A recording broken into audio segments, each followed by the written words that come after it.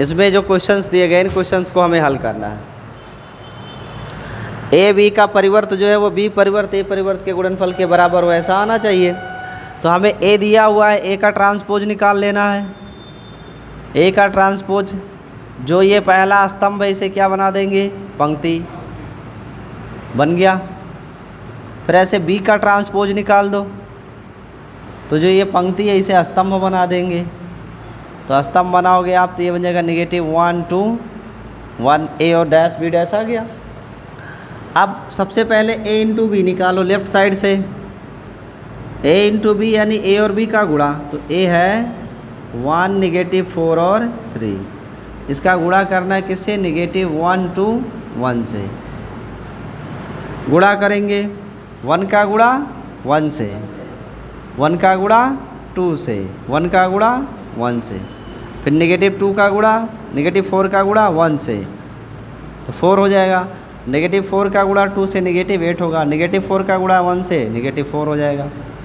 फिर 3 का 1 से गुणा करोगे -3, 3 का 2 से करेंगे 6, 3 का 1 से गुणा करेंगे 3। ये हो गया ए बी।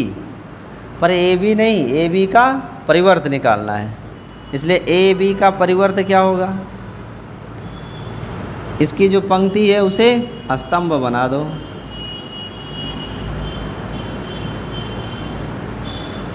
ये हो गया आपका ए बी डैश। कहाँ पे ए बी, हाँ ये ऋण एक है, सॉरी, तो ये ऋण हो जाएगा। अब सही है। अब इसके बाद में हमें क्या लिखना है, बी डैश ए डैश, यानी बी का परिवर्त ए के परिवर्त का गुणा करो। तो बी डैश ए डैश का मतलब होगा दिस, -1 2 1 और इंटू 1 4 -3, इनका गुणा कर लो। तो -1 का 1 से -1, फिर 4, तो उसके बाद -3, फिर 2 आ जाएगा, -8 आएगा, फिर 2 3 6 हो जाएगा, 1 आएगा, फिर 4 आएगा और 3 आएगा। क्या दोनों मान बराबर है, समीकरण 1 और 2 क्या बराबर है, जो ये परिणाम है वही तो ये परिणाम है, आगे बराबर। तो लिखेंगे hence by first plus second, first and second A B dash is equal to B dash A dash. ठीक है। नेक्स्ट देखो यहाँ पे 6 नंबर में A dash into A is equal to I prove करना है। सो पहले तो आप परिवर्त ज्ञात कर लो ट्रांसपोज मैट्रिक्स ए का, जो पंक्ति है उसे स्तंभ बना दो, कास अल्फ़ा साइन अल्फ़ा, दूसरी पंक्ति का दूसरा स्तंभ है, minus sine alpha cos alpha. फिर इन दोनों का गुणा करना है ए डैश, नहीं ए डैश ये करना है, यानी ए का ट्रांसपोज इंटू ए का ट्रांसपोज क्या है, cos alpha negative sine alpha cos alpha और इनटू ए की value cos alpha negative sine alpha और साइन अल्फ़ा और कास अल्फ़ा। इनका आप मल्टीप्लाई करोगे तो क्या वैल्यू आएगी, कास का कास से मल्टीप्लाई करेंगे कास स्क्वायर अल्फ़ा, कास का फिर ऋण साइन का साइन से, तो ऋण का धन हो जाएगा, प्लस साइन स्क्वायर अल्फ़ा आ जाएगा। फिर कॉस का साइन से गुणा कास इंटू साइन, फिर साइन का कॉस से गुणा माइनस साइन इंटू कास, और फिर दूसरी पंक्ति का पहले स्तंभ से गुणा करेंगे तो sine alpha into cos alpha और minus cos alpha into sine alpha. फिर दूसरे स्तंभ से दूसरे पंक्ति को ले चलते हैं, साइन अल्फ़ा इंटू साइन का गुणा साइन स्क्वायर, कास का कास से गुणा कास स्क्वायर, यही तो आएगा भाई। इसमें से जो ऋण है वो घट जाएंगे ये आपस में, और cos square plus sine square की वैल्यू 1 और ये वैल्यू 0, ये वैल्यू 0 और ये वैल्यू 1 हो जाएगी। और ये जो लिखा यही क्या आइडेंटिटी मैट्रिक्स है, सो दिस इज प्रूव्ड, यही लाना था, ये नहीं कर पाए आप।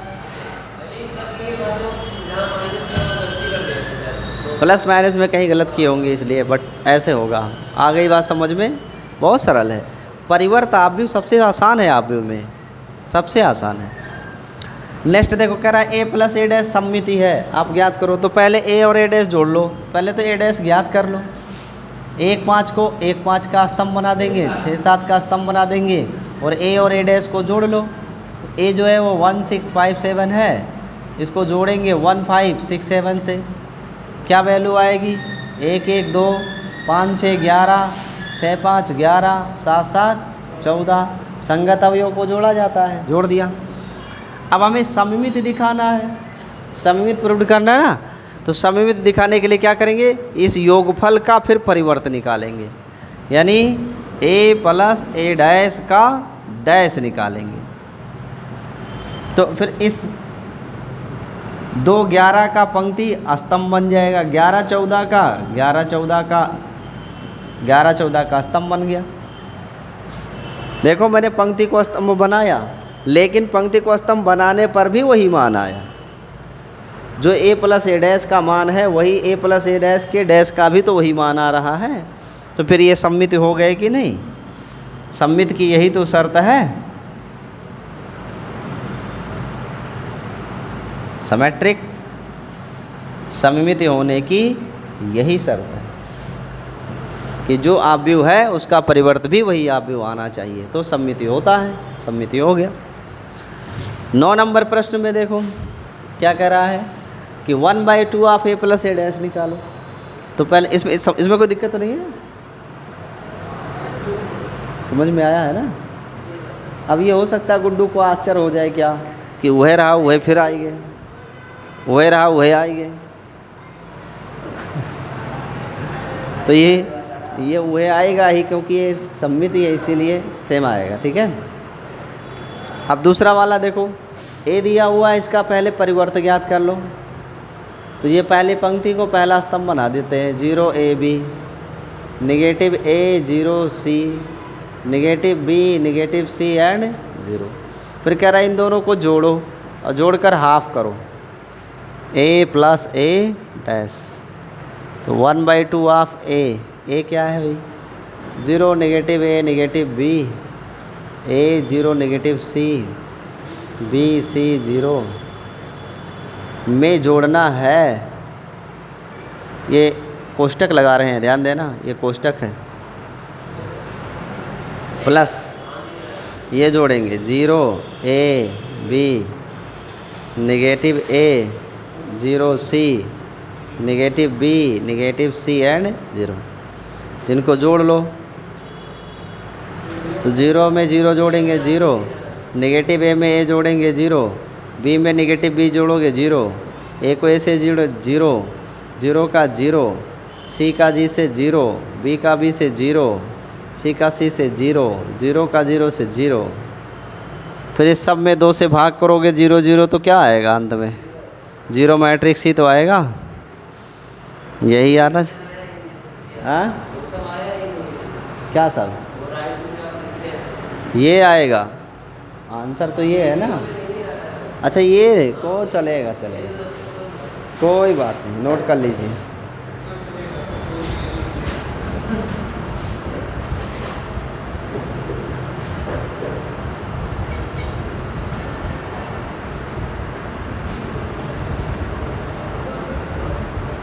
देखो इस प्रश्न में कहा गया है कि यह एक वर्ग आव्यूह है और इसे हम किसी आव्यूह के सममित आव्यूह और विषम सममित आव्यूह के योगफल के रूप में व्यक्त कर सकते हैं। यही है ना।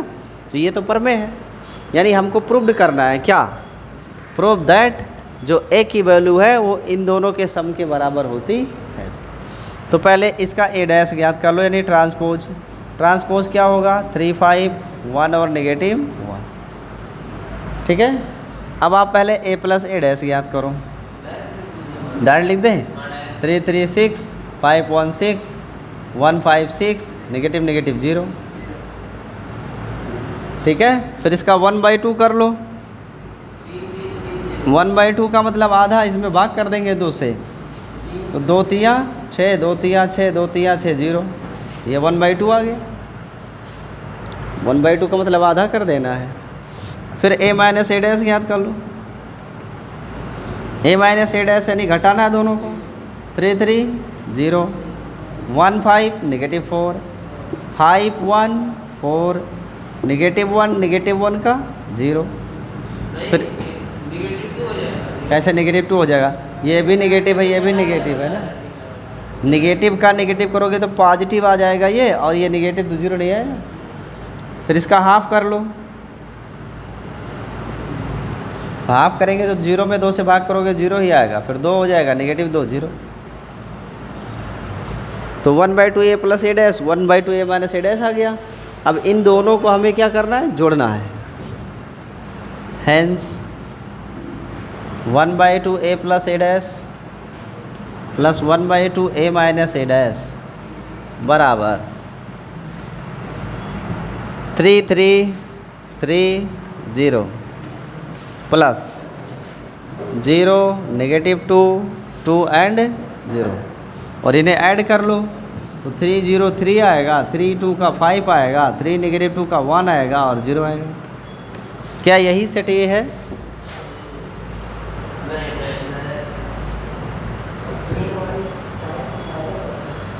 -1 आ रहा है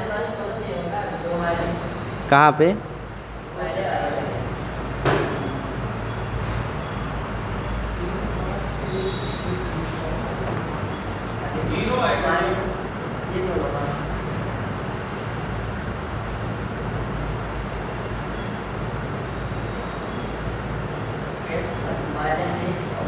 ये -1 -2 आएगा। यस,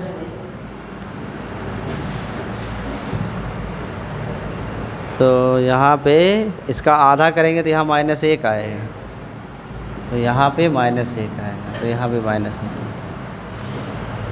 अब देखो जो a है ठीक वही वैल्यू यहाँ भी तो आ गई, प्रूव्ड नहीं हो गया? इसलिए 1/2 a plus A dash and plus 1/2 a minus A dash is equal to what? a। यही करना है। आई बात समझ में? नोट किया जाए।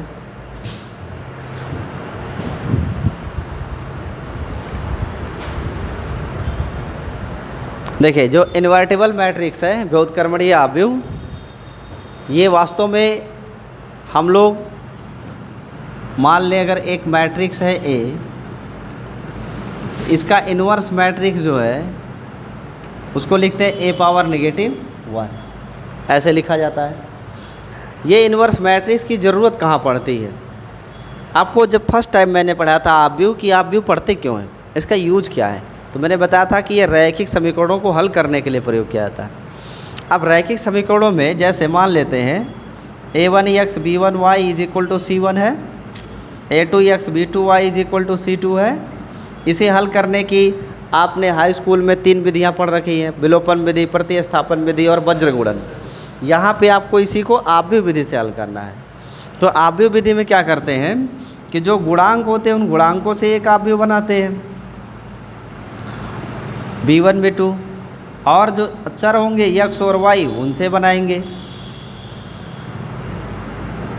a1 b1 a2 b2, ठीक है। और बराबर इधर लिखेंगे c1 और c2, ऐसे लिखते हैं हम। ये बन गया। इसमें से ये जो आप देख पा रहे हो वैल्यू ना, ये जो गुणांकों से बना उसे a कहते हैं, और जो चरों से बना है उसे x कहते हैं, और ये जो आप c देख पा रहे हो इसे b कहते हैं।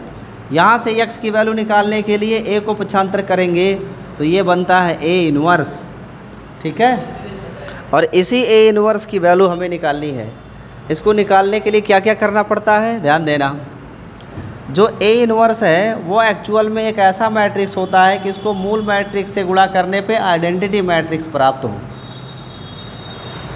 व्युत्क्रमणीय आव्यूह वह आव्यूह होता है जिसको मूल आव्यूह से गुणा करने पे क्या मिले, आइडेंटिटी मैट्रिक्स प्राप्त होता है, इकाई तत्समक आव्यूह हमें प्राप्त हो। ऐसे आव्यूह को कहते हैं व्युत्क्रम आव्यूह, ठीक है।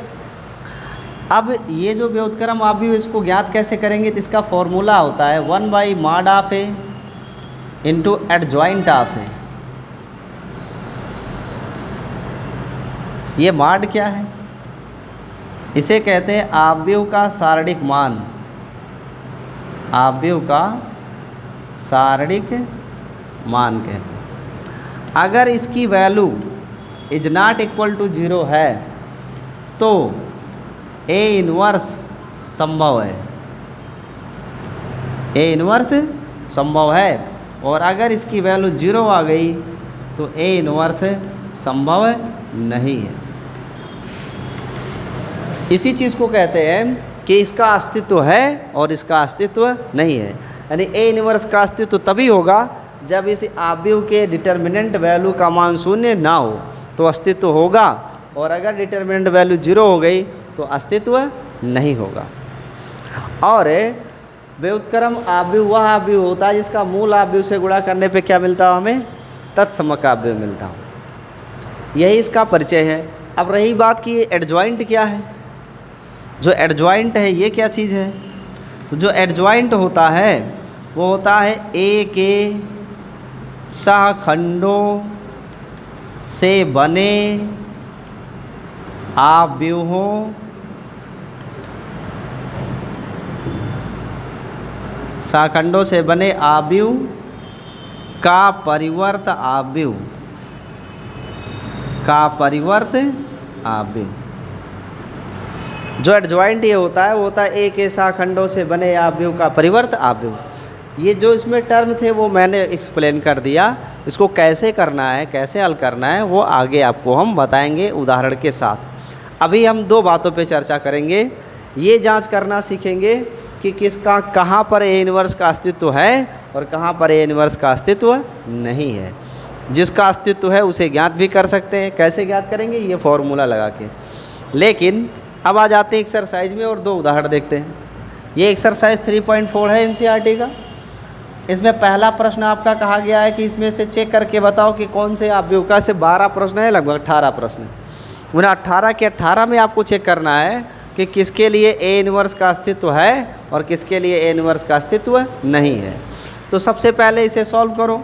इसे डिटर्मिनेंट में ले जाओ और डिटर्मिनेंट में लेने के बाद इसका आप गुणा करोगे 3 1 कम 3, फिर -2 1 कम -2, तो ये 3 2 5 आ गया कि नहीं।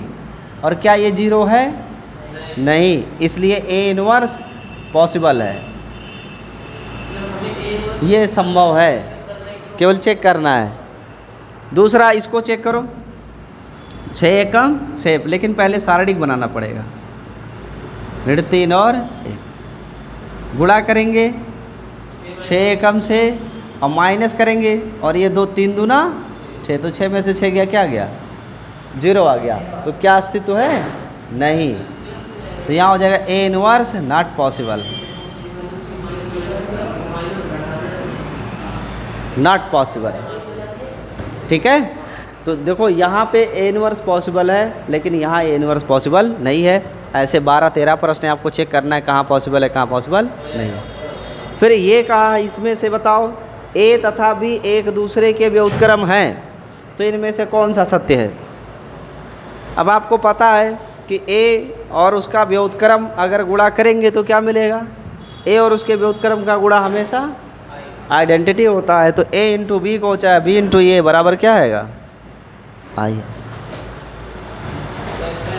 हाँ, तो इसे आप नोट कर लीजिए। इसके आगे की सभी चर्चा अगले वीडियो में। मेरे वीडियो को लाइक करिए, शेयर करिए और सब्सक्राइब जरूर करिए। डबल लाइक कभी मत करिए, केवल एक लाइक करिए, सिंगल लाइक, डबल लाइक नहीं।